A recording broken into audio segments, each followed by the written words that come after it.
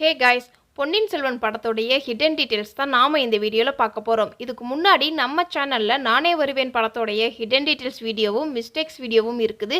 இந்த வீடியோ நீங்க இன்னும் பார்க்கல அப்படின்னா கமெண்ட்ஸ்ல இந்த வீடியோக்கான லிங்க் இருக்குது, கிளிக் பண்ணி பாருங்க. இந்த ஒரு சீன்ல ஒரு மேப் காட்டியிருப்பாங்க. அந்த மேப்பை பார்த்தீங்க அப்படின்னா தெளிவா ஒரு 4-5 ஊரை காட்டியிருப்பாங்க. இந்த படத்துல இந்த 4-5 ஊர் தான் ரொம்ப இடத்துல பேசியிருப்பாங்க.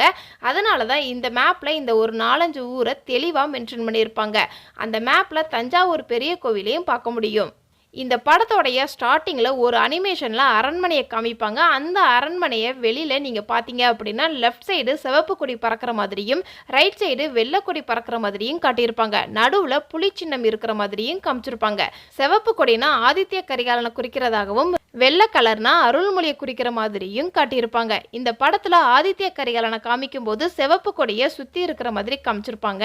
அதே இது அருள்மொழியை காட்டும் போது அவர் தலையில் வெள்ளை கலர் தலப்பா சுற்றி இருக்கிற மாதிரியும் பின்னாடி நிக்கிறவங்க எல்லாரும் வெள்ளை கொடி வச்சிருக்கிற மாதிரியும் காட்டியிருப்பாங்க.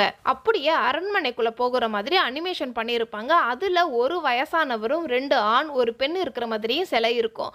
வயசானவர் சுந்தர சோழரும் குதிரையோட இருக்கிறவர் ஆதித்ய கரிகாலனாகவும் நடுவுல குந்தவை அடுத்தது அருள்மொழி இருக்கிற மாதிரியும் காமிச்சிருப்பாங்க. இந்த சிலையில குந்தவையோடைய ஹேர் ஸ்டைலை அப்படியே இந்த படத்துலையும் காமிச்சிருப்பாங்க த்ரிஷாவுக்கு. அடுத்ததா இந்த சிலையில அருள்மொழி யானையில இருக்கிற மாதிரி தான் அந்த சிலை இருக்கும். இந்த படத்துல அருள்மொழியான ஜெயம் ரவி யானையில சவாரி செய்யற மாதிரி தான் ஒரு சில சீன்ஸ் வச்சிருப்பாங்க. இந்த ஒரு சீன்ல அந்த காலத்து மியூசிக் இன்ஸ்ட்ருமெண்ட்டை பார்க்க முடியும். இந்த கதையில ஒவ்வொரு போர் முடிஞ்சதுக்கு அப்புறம் அந்த போர்ல இருக்கிறவங்களுக்கு வீர தழும்பு வைப்பாங்க போல. இந்த படத்துல ஃபர்ஸ்ட் போர்ல பார்த்திபனுக்கு வீர தழும்பு வைக்கிற மாதிரி ஒரு ஷாட் வச்சிருப்பாங்க. கார்த்திக்கும் கையில தழும்பு இருக்கும், விக்ரமுக்கு 4-5 தழும்பு இருக்கிற மாதிரி காட்டியிருப்பாங்க. ஆனால் ஆதித்ய கரிகாலனுக்கு ஃப்ளாஷ்பேக் சொல்லும்போது சின்ன வயசில் தழும்பு இருக்காத மாதிரி காட்டியிருப்பாங்க. இந்த சீனில் கார்த்தி பழுவேட்டையாரை பார்த்து சொல்கிற ஒரு டைலாக் இருக்கும், உங்களுக்கு 64 தழும்பு இருக்குதுன்னு. இதில் இந்த பழுவேட்டையார் ரொம்ப போருக்கு போன மாதிரி காட்டியிருப்பாங்க. அதே மாதிரி அருள்மொழியோட இன்ட்ரடக்ஷன் வரும்போதும் அருள்மொழி போரில் இருக்கிற மாதிரி தான் காட்டுவாங்க. அப்போ அடுத்த ஃப்ரேம்லேயே அருள்மொழி கையில் ஒரு தழும்பு இருக்கிற மாதிரி காட்டியிருப்பாங்க. இந்த படத்துல பொன்னி நதி பாட்டுல பொன்னி நதின்னு லைன் வரும்போது தான் ஜெயம் ரவியோடைய பேர் வரும். இது மூலமாகவே பொன்னியின் செல்வன் ஜெயம் ரவி தானே சிம்பாலிக்காக சொல்லியிருப்பாங்க. இல்லைனா இந்த பேர் இந்த இடத்துல யதார்த்தமாக கூட வந்திருக்கலாம். பழுவேட்டையாளர்களுடைய ஆட்களை காட்டும்போது மஞ்சள் கலர் தொப்பியும் கொடிகள் வச்சிருக்கிற மாதிரி காட்டியிருப்பாங்க.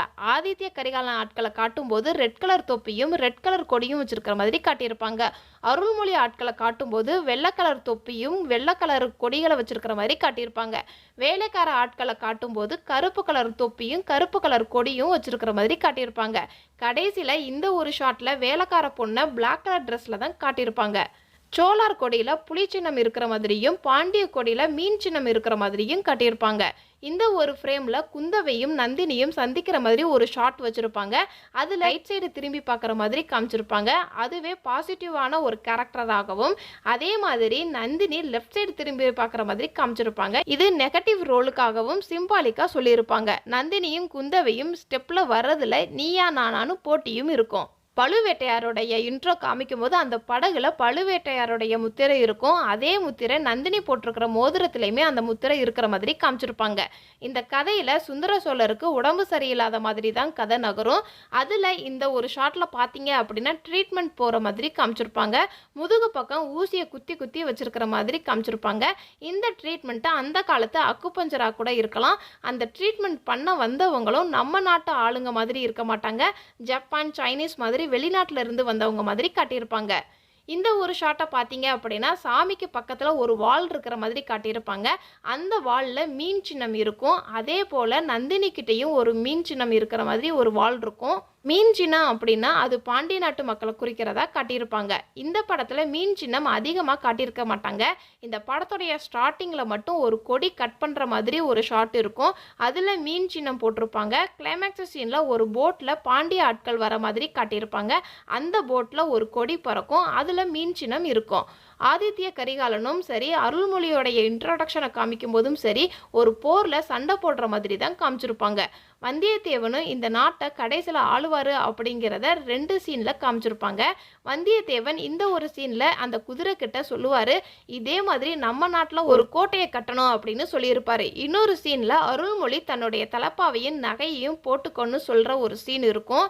இது மாதிரி நீ நாளைக்கு ராஜாவானாலும் ஆகலாம், அதுக்கு பக்கத்தில் இளவரசியும் இருப்பா, நானும் கூட இருப்பேன் அப்படின்னு சொல்கிற ஒரு டைலாக் இருக்கும். இது மூலமாகவே வந்தியத்தேவனும் ஃப்யூச்சரில் ராஜாவாக மாறுவார் அப்படிங்கிறத சொல்லியிருப்பாங்க. வந்தியத்தேவனுடைய திருமணத்துக்கு நானும் கூட இருப்பேன்னு அருள்மொழி சொல்கிற டைலாக் மூலமாக குந்தவை தான் வந்தியத்தேவனுக்கு ஜோடி அப்படிங்கிறத இந்த ஒரு சீன் மூலமாக சொல்லியிருப்பாங்க.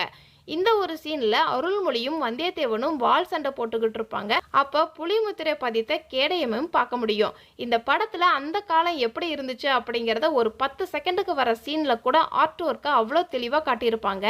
பொன்னி நதி பாட்டில் அந்த காலத்தில் வீர விளையாட்டான சிலம்பாட்டம், வாழ்வீச்சு, கையில் சண்டை போடுறதும், மஞ்சள் தண்ணி ஊற்றுறதும், மண்பானை செய்கிறதும், விற்கிறதும் ஒரு சில ஷாட் மூலமாக காமிச்சிருப்பாங்க. அதே மாதிரி அந்த காலத்தில் மார்க்கெட் எப்படி இருந்துச்சு அப்படிங்கிறத இந்த ஒரு சீன் மூலமாக காட்டியிருப்பாங்க. இந்த மார்க்கெட் வழியாக தான் வந்தியத்தேவனை துரத்திக்கிட்டு சின்ன பழுவேட்டையாருடைய ஆட்கள் வர்ற மாதிரி காமிச்சிருப்பாங்க. வயசு பொண்ணுங்க குரூப்பாக உட்காந்து பல்லாங்குழி விளையாடுறதும் பூக்கட்டியை அரட்டை அடிக்கிறதுமான ஒரு சில ஷாட்டும் வச்சுருப்பாங்க. அதே மாதிரி வேப்ப மரத்தில் மஞ்சள் துணி கட்டி பூ பொட்டெல்லாம் வச்சு சாமி கும்புற பழக்க வழக்கங்களையும் காமிச்சிருப்பாங்க இந்த ஒரு ஷாட் மூலமாக. இதெல்லாம் இந்த படத்தில் நான் நோட் பண்ண சின்ன சின்ன ஹிடன் டீட்டெயில்ஸ். இதை தவிர நீங்கள் இந்த படத்தில் ஏதாவது நோட் பண்ணியிருந்தீங்கன்னா கமெண்ட்ஸை சொல்லுங்கள். டாடா பாய்.